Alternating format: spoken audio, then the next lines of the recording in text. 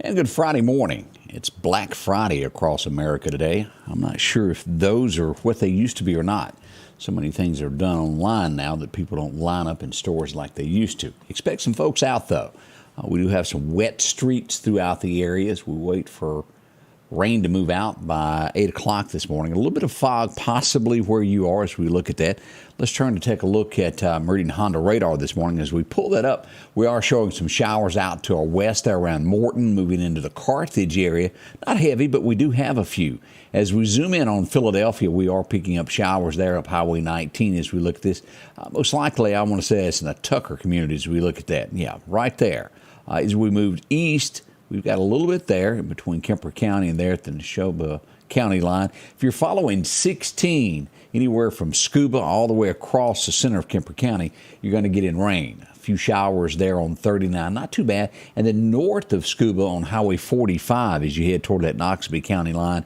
And then east out to Bentonville if you're going to be out near Whitehorse Mountain, moving into Geiger. In those areas there on Highway 17. Light showers, nothing bad. A little bit up by the hospitals as you go up northward into Noxubee County around Macon. Mississippi State as well getting a few showers. So it's wet, but nothing bad. Expect all of this to move back in for the weekend. We do have a possibility of severe weather moving in tomorrow afternoon. Nothing bad. It's a little bit worse south of us. And as we look at that, let's go ahead and pull that up. And we'll look at this again when we do the weather this morning. But this is the outlook for what we're looking at. And I didn't do that correctly. Outlook day 2. Let's get this turned on. I got something not correctly working.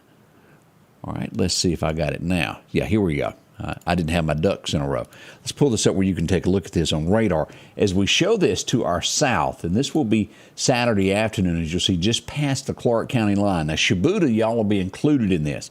But as we go into Wayne County, Laurel, these areas here, will be in that level 2. Toxie, Gilbertown, Alabama, y'all will Coffeyville as well. And again, this is Saturday afternoon with a level 1 threat of severe weather. And again, that does still have the potential to move north a little bit and be into the Meridian area, but not likely at this point. Our bigger concern will be Tuesday, Wednesday with more severe weather. And we'll get into all of that here in just a little bit about what our chances are of getting some of that. But a few days out, as we always know, as you move into this end of November into December, we have another spike and a chance of tornadic activity like we do in the spring, and we're dead in the middle of that. So we always pay attention to these storms, never take them for granted. Well, let's take a moment, as we do each and every day, go out to Collinsville, pick up a good word from Collinsville Baptist Church, well, the First Baptist Church. Back in 2006, my wife's youngest brother signed up to be part of a harvesting crew that farmers would contract to help harvest crops out west. They would start down in Texas and would work their way north to Montana, harvesting wheat, corn, soybeans, and whatever else you could harvest with a big John Deere combine. Those farmers depended on these contracted harvesting crews because while the crops were huge, the pool of helpers to get those crops in were very small. Jesus saw the same thing when it came to lost people in his day. The harvest was plentiful. It was plentiful then, and it's plentiful now. You see, experts tell us that about 65 to 75% of our community doesn't know Jesus at all and is lost. That means there's a huge spiritual harvest just waiting to be brought in. But the laborers are few. If we're going to bring in that big harvest of salvations, we need more people in the field of our community working to share the gospel of Jesus Christ so that people will be saved. Will you work for that harvest? Will you begin today?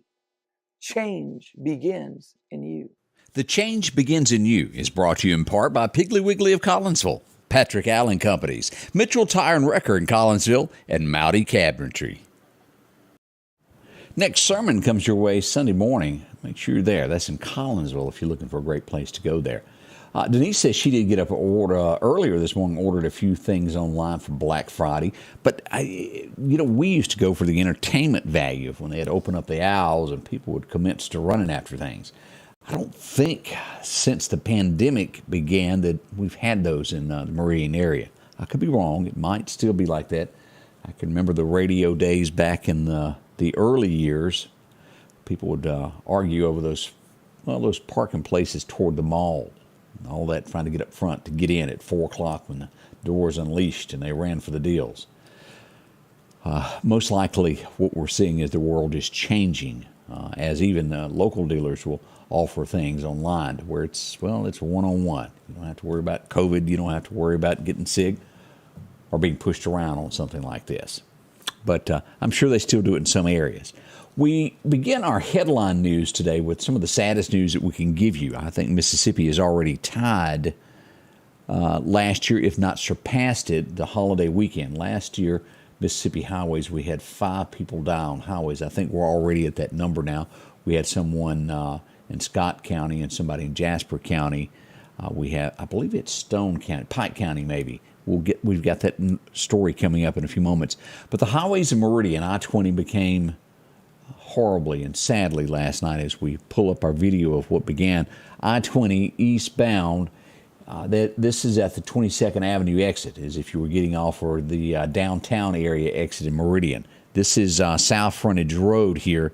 Right in the background is I-20 as the cars were thrown from I-20 onto the road. And as we glance at this is the scene. And again, 2 people would lose their lives on Interstate 20 in Meridian last night. We don't have a lot of details yet. We do know that a 3rd person was taken to a local hospital in critical condition. Again, 2 people.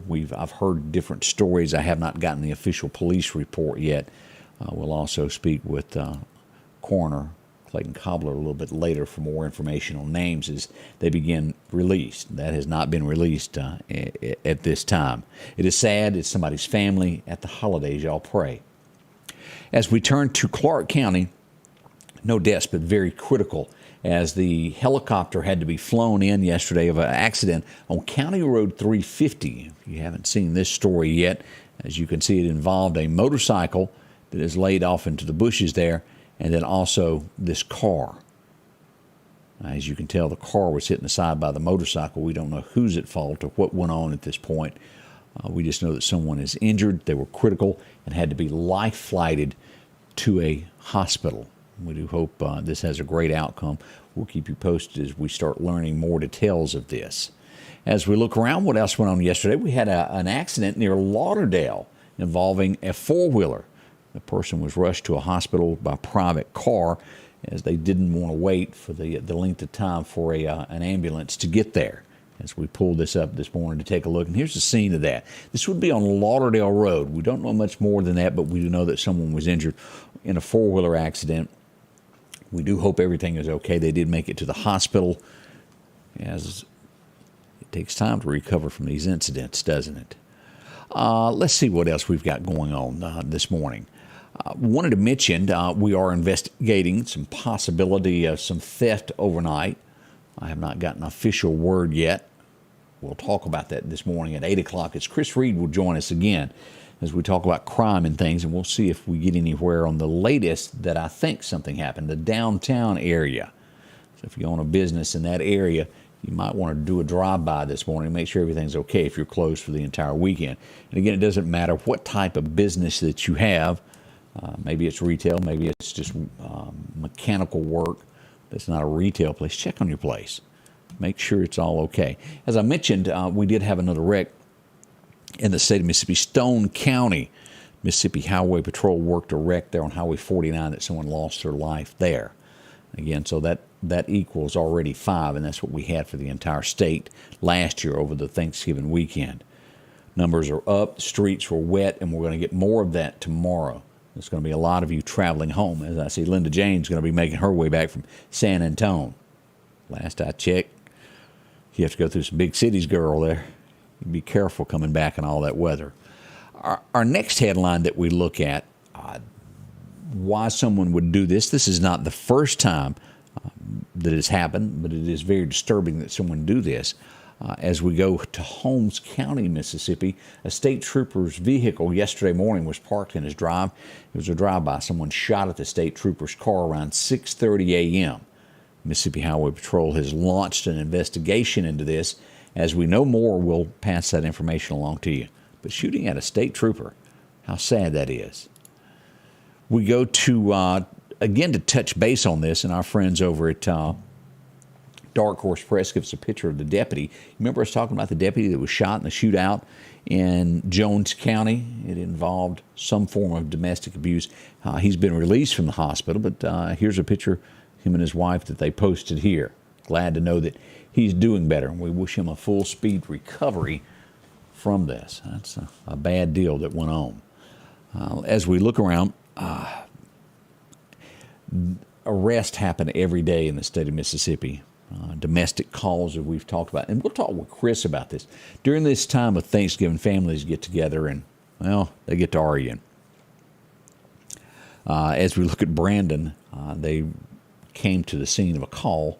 A woman was covered in blood. Been to some type of altercation with the gentleman. They've arrested him for what he done.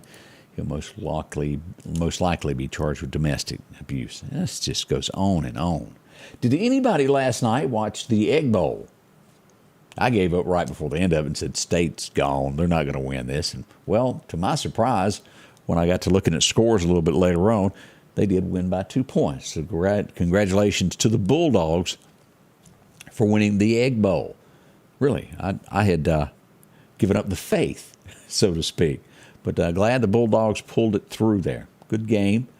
So now we wait for the Iron Bowl, which will take place tomorrow. A lot of folks are waiting for that big Saturday game. So good luck to everybody. Hope your team pulls through on that one, however you're wanting that to turn out. Let's see what else is happening across the state. Over in southwest Mississippi, as we go to Adams County near Natchez, inmates. Where do they get the matches? Who knows? They're at the Adams County Jail. They set fire to a mattress. The fire department had to come out to extinguish that. I think this has happened before. They want to be in, but you got to stay. But where they get matches, I do not know. But this is not the first time that this has happened in Adams County. They've done it before, and they're referring to it as a disgruntled inmate. Well, I would think probably all of them are. If this were to happen in the U.S., this would be bad because the economy would be hurt. I don't know if you've been paying attention to this, but there's a lot of back and forth that there's possibly a rail strike coming. Now, there were some raises given a few months ago when the threat came out, but it looks like it's back at it, where the White House press secretary said that Biden was fully involved in this, and on top of it, during an interview, he said he's not directly engaged. I don't think that's a shock to anyone, but this is something to worry about. Should that happen, y'all think about that. You remember how we've been having trouble getting things shipped from ports and things? Imagine if we shut the railroad system down. Ships a lot of products just like 18-wheelers do. We'll be in a mess if that is true. We see that the governor of Oklahoma's son, he got in a little bit of trouble on Halloween night. The information just now starting to hit the headlines of this. He really didn't do anything wrong other than possibly underage drinking. He was not driving. As they searched the car, they did find a gun. They're trying to make a real big deal out of that, of having a gun in the vehicle. But he was not drinking and driving. Somebody else was. But there's headlines all across America. They may charge him now, looking back, with underage drinking. Most likely will happen. And what they're saying, what they will do is have him do community service to make up for that. Let's see. We've got a few other things. Texas. I saw this story the other day, and I didn't go into it as deep as I should have when the story was released, of a elementary school teacher. She's been arrested, and also 2 assistants. Why? More or less, and you've probably seen the video by now. I'm not going to show this, of where a 5-year-old children with special needs was duct taped into a closet. They duct taped the door where he couldn't get out for bad behavior. I won't go into how hungry the little fella got, but it's pretty rough there. She was terminated from that school. She got another job at another school and was arrested at that campus. Pretty serious. Doesn't sound good at all.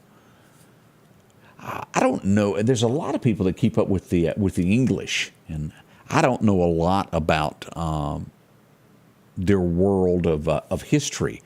But St. George, whoever he might be in their history, the World Cup games. He's being banned from dressing like him. They say he's offensive. I absolutely know nothing about the man or what he did or what could be offensive about it, but they're turning people away from these World Cup games of people dressed as him. A judge has also ruled in headlines this morning, Alex Jones, I remember all this business that he did with Sandy Hook, that he will have to pay the full $49 million. He had asked that the jury throw this out, that it was too much of a large sum.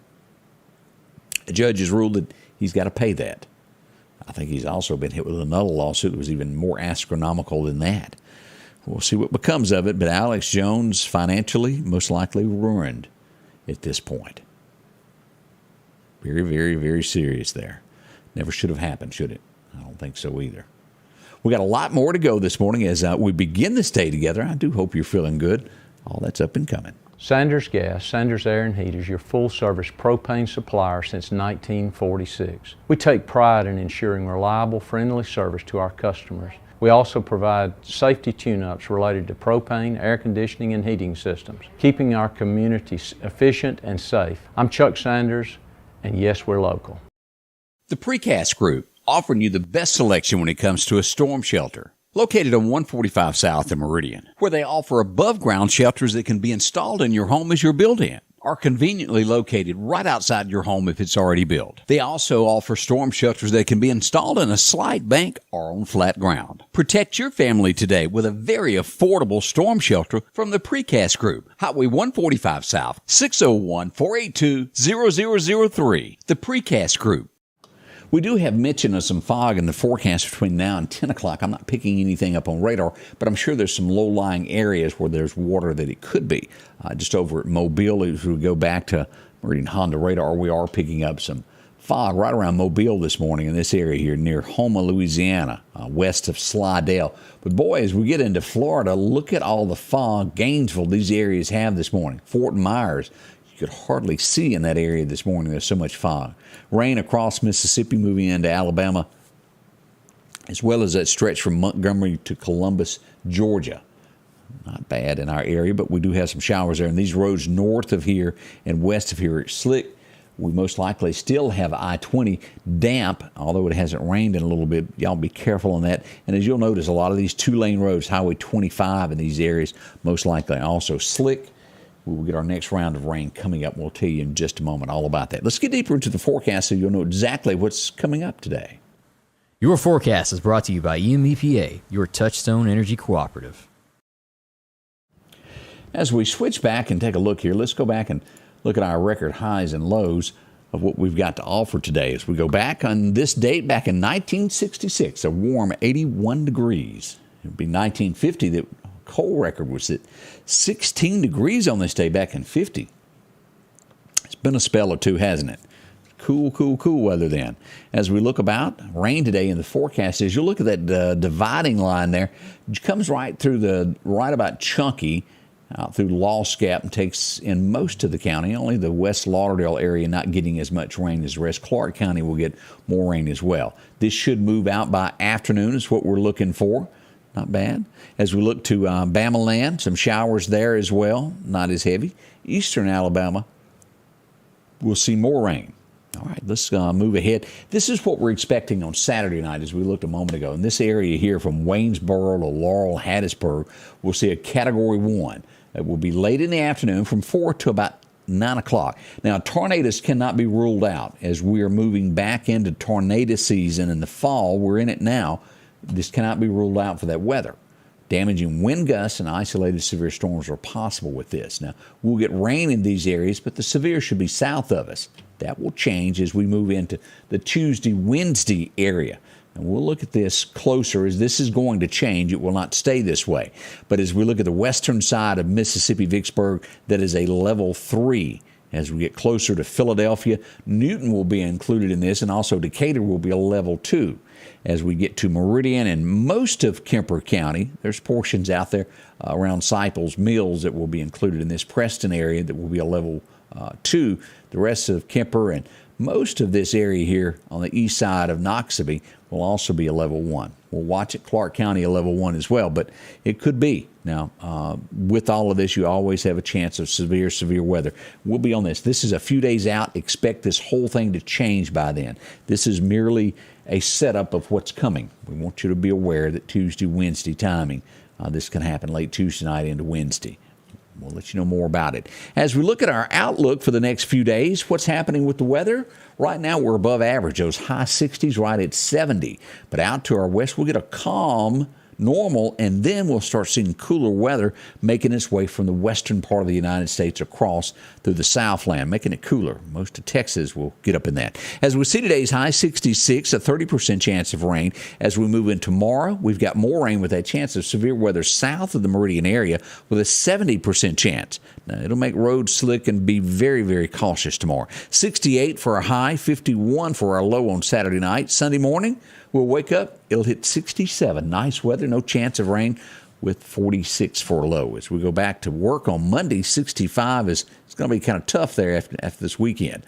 As we make it to Tuesday, a chance of showers, and then that bigger chance of the severe weather falls right there late Tuesday night into Wednesday. 60% chance of the wet stuff. We'll watch it, and we'll be on top of that for you as this forecast nears us as to what's going on. What will happen with the rest of the weather between now and December the 9th? Well, we're still at 60s, but it starts changing December the 5th. We'll start seeing 50-degree weather again, 57, 59, 55. Cooler, you'll have to hunt up a jacket, as we'll have lows in the 30s once again. All that's changing. Make sure to be prepared. If you haven't gotten everything ready for your pups, they want to be warm. What's happening with the fishing forecast today as we turn to our friend Chet. He tells us all about it this morning. If you're looking to go, we got a minor time around 9 o'clock, but the best time to fish today is going to be around 1:30 to 3:30 this afternoon. Yeah, it's going to be hard to take off work, isn't it? Oh, you're off work, aren't you? Go fishing this afternoon. You'll enjoy it. North-northeast wind, 5 to 10 miles an hour, but it's going to be gusty of about 20 miles an hour. Enjoy it while you got your time off. If you're not doing that, do some deer hunting, whichever the case is. Just enjoy yourself. As we look, let's see what else we've got going on. That's it with the weather this morning of what we're expecting. Again, we will watch the weather carefully for you over the next few days, as we do have that first threat of severe weather in our forecast there. Scott said no one's talking about the drought anymore. We're starting to get a little bit of rain, which is good. We needed it. It's not to the point where you just ease off the road, you get stuck. We know how that happens in Mississippi. Most likely to come back. All right, we'll be back at 8 a.m. Chris Reed joins us, and we're going to go deeper into what's going on in the Meridian area as we talk about crime and things that happen. And well, just stay on your tippy toes as we go into these holiday weekends or the rest of the holiday season toward Christmas, as criminals want what's yours. They don't want to work for it. We'll talk with Chris. We got a lot to talk about this morning. Join us beginning at 8 right here at YouTube, also Facebook, and we'll be live on Fox 30. Now, I don't want anybody to forget that next week, this World Soccer game that is going on is happening. And if for some reason you've forgotten about it, make sure to join us. We'll be here, Facebook, YouTube, but next week we'll be dropped from television due to the fact the TV station has, they can't control it. They have to do what the network says. So we'll be bailed out next week for that. We'll see you back in 1 hour. Thank you for coming by and spending a few minutes with me. We'll tell you more about what's going on in our area beginning at 8 right here. Thank y'all so much. The Scotty Ray Report is brought to you by our following partners: